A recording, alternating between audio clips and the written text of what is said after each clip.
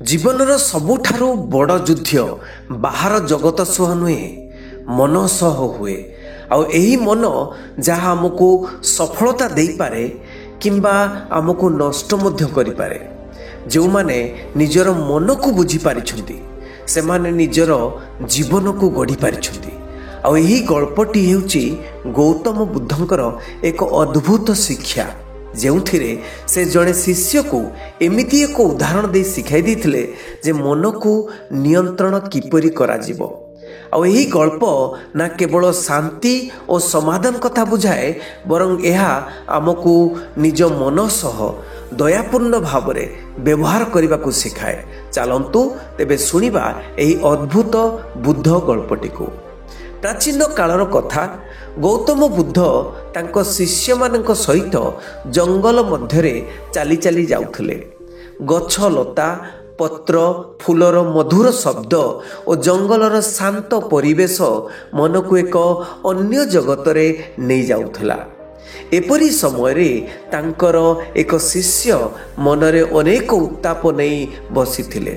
ସେ ଅନେକ ଦିନ ଧରି ଧ୍ୟାନ କରୁଥିଲେ, କିନ୍ତୁ ତାଙ୍କର ମନ କେବେ ଶାନ୍ତ ହେଉନଥିଲା। ସେ ବୁଦ୍ଧଙ୍କୁ ପଚାରିଲେ, ଭଗବାନ, ମୁଁ ଅନେକ ଦିନ ଧରି ଧ୍ୟାନ କରୁଛି, ଯଥେଷ୍ଟ ଚେଷ୍ଟା କରୁଛି, କିନ୍ତୁ ମୋର ମନ ଶାନ୍ତ ହେଉନାହିଁ କାହିଁକି? ମୁଁ ବସିଲେ ମନ ଗତକାଲିର ଦୁଃଖକୁ ମନେ ପକାଇ ଦେଉଛି, କେବେ ତ ଭବିଷ୍ୟତର ଭୟ ଆଣି ଦେଉଛି। ମୋ ମନ କେବେ ଏଠି କେବେ ସେଠି ଭ୍ରମଣ କରୁଛି। ମୁଁ ଏହାକୁ କିପରି ନିୟନ୍ତ୍ରଣ କରିପାରିବି?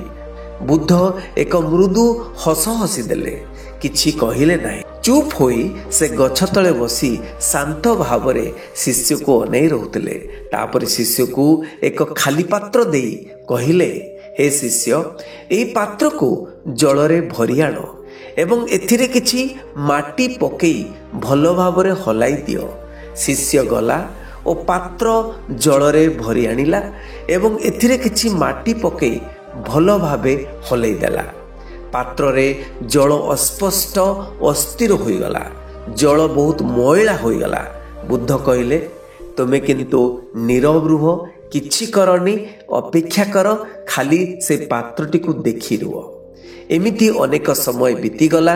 ଶିଷ୍ୟ ଦେଖିଲେ ଯେ ଜଳ ମଧ୍ୟରେ ଥିବା କ୍ଲେଶ ବା ମଇଳା ଆସ୍ତେ ଆସ୍ତେ ଧୀରେ ଧୀରେ ତଳକୁ ବସିଯାଉଛି ଏବଂ ଉପର ଜଳ ଶାନ୍ତ ଏବଂ ସ୍ପଷ୍ଟ ହୋଇଯାଉଛି। ବୁଦ୍ଧ କହିଲେ, ଏହି ପାତ୍ର ତୁମର ମନର ନିମିତ୍ତ ପ୍ରତୀକ। ଯେମିତିଆ ତୁମର ମନ ସେଇଭଳିଆ ଏହି ପାତ୍ର। ଯେତେବେଳେ ତୁମେ ଏହାକୁ ହଲାଇଲ, ଜଳ ଅସ୍ଥିର ହୋଇଗଲା, କିନ୍ତୁ ଯେତେବେଳେ ତୁମେ କିଛି କଲ ନାହିଁ, ମାତ୍ର ଅପେକ୍ଷା କଲ, ଏହା ନିଜେ ଶାନ୍ତ ହୋଇଗଲା। ଆଉ ମନକୁ ଶାନ୍ତ କରିବାକୁ ବଳପୂର୍ବକ ଚେଷ୍ଟା କରିବା ଉଚିତ ନୁହେଁ। ତୁମକୁ ଦେଖିବାକୁ ପଡ଼ିବ, ଏ ମନକୁ ଅନୁଭବ କରିବାକୁ ପଡ଼ିବ, ଅପେକ୍ଷା କରିବାକୁ ପଡ଼ିବ, ଧୈର୍ଯ୍ୟ ରଖିବାକୁ ପଡ଼ିବ, ଶାନ୍ତ ହେବାକୁ ପଡ଼ିବ। ଯେତେବେଳେ ତୁମେ ଏ ମନକୁ ଅନୁଭବ କରିପାରିବ, ବୁଝିପାରିବ, ଏ ମନକୁ ଦେଖିପାରିବ, ଶାନ୍ତରେ ଅନୁଭବ କରିପାରିବ, ସେତେବେଳେ ହିଁ ମନ ସ୍ଥିର ହୋଇଯିବ। ସେ ଆହୁରି କହିଲେ, ମନ ହେଉଛି ଏକ ଅତ୍ୟନ୍ତ ଶକ୍ତିଶାଳୀ ବନ୍ଦର, ଯାହା ଅନ୍ୟ ମନସ୍କତା, ଚିନ୍ତା, ଭୟ, ଆଶା, ତାରୁଣ୍ୟ, ଭବିଷ୍ୟତ ଦ୍ୱନ୍ଦ୍ୱରେ ଅବାନ୍ଧିତ ଭାବରେ ଚାଲିଥାଏ। ଯଦି ତୁମେ ଏହି ମନକୁ ଶାସନ କରିବାକୁ ଚେଷ୍ଟା କର, ତେବେ ଏହା ଅଧିକ ଅଶାନ୍ତ ହୋଇଯିବ। ଯଦି ତୁମେ ଏହାକୁ ବୁଝିବାକୁ ଚେଷ୍ଟା କର, ଦେଖିବାକୁ ଚେଷ୍ଟା କର, ଶିଖିବାକୁ ଆରମ୍ଭ କର, ତେବେ ତୁମର ମନ ଶାନ୍ତ ହୋଇଯିବ। ଧ୍ୟାନରେ ବସିଯାଅ, ଆଖି ବନ୍ଦ କରିଦିଅ ଏବଂ ଶ୍ୱାସ ଆସୁଛି ଯାଉଛି, ସେଇ ଯେଉଁ ଶ୍ୱାସ ବା ପ୍ରଶ୍ୱାସ, ମୋ ଜାଣତରେ ମୋର ଶ୍ୱାସ ଆସୁଛି ଓ ଯାଉଛି, ମନ ଭ୍ରମଣ କରୁଛି ଏପଟ ସେପଟ।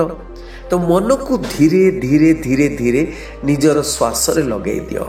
ମନ ଓ ଶ୍ୱାସ ଦୁହେଁ ଜନ୍ମ ଜନ୍ମର ବନ୍ଧୁ। ଆଉ ଶ୍ୱାସରେ ମନକୁ ଅବସ୍ଥାପିତ କଲେ ଆପେ ଆପେ ମନ ଶାନ୍ତ ହେବା ଆରମ୍ଭ କରିଦିଏ। ଏହି ପ୍ରକ୍ରିୟାରେ କିଛି ସମୟ ରହିଲେ ତୁମର ମନ ଶାନ୍ତ ହୋଇଯିବ। ଏହିଭଳି ମନ ଉପରେ ସମ୍ପୂର୍ଣ୍ଣ ଲଗାମ ଆଣିପାରିବ। ଆଉ ମନକୁ ଜିତିବା ମାନେ ନିଜ ପ୍ରକୃତି ନିଜ ଜୀବନ ଉପରେ ଅଧିକାର ପ୍ରାପ୍ତ କରିବା। ଯେତେବେଳେ ତୁମେ ତୁମର ମନକୁ ବୁଝିପାରିବ, ତୁମେ ଜଗତର ଯେକୌଣସି ଦୁଃଖ ଭୟ ଅସୁବିଧାକୁ ଶାନ୍ତି ଓ ଦୟା ସହିତ ଗ୍ରହଣ କରିପାରିବ। ଗୌତମ ବୁଦ୍ଧଙ୍କର ଏହି ଗଳ୍ପ ଆମକୁ ଏକ ଗଭୀର ସତ୍ୟ ଶିଖାଏ।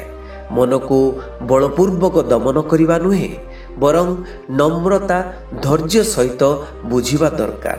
ଯେପରିକି କଳୁଷିତ ଜଳ କିଛି ସମୟ ପରେ ଶାନ୍ତ ଓ ସ୍ପଷ୍ଟ ହୋଇଯାଉଛି, ସେହିପରି ଆମର ମନ ବି ଧୀରେ ଧୀରେ ଶ୍ୱାସ ପ୍ରଶ୍ୱାସରେ ଲଗାଇ ଦେଲେ ସ୍ଥିର ଏବଂ ଶାନ୍ତ ହୋଇପାରିବ।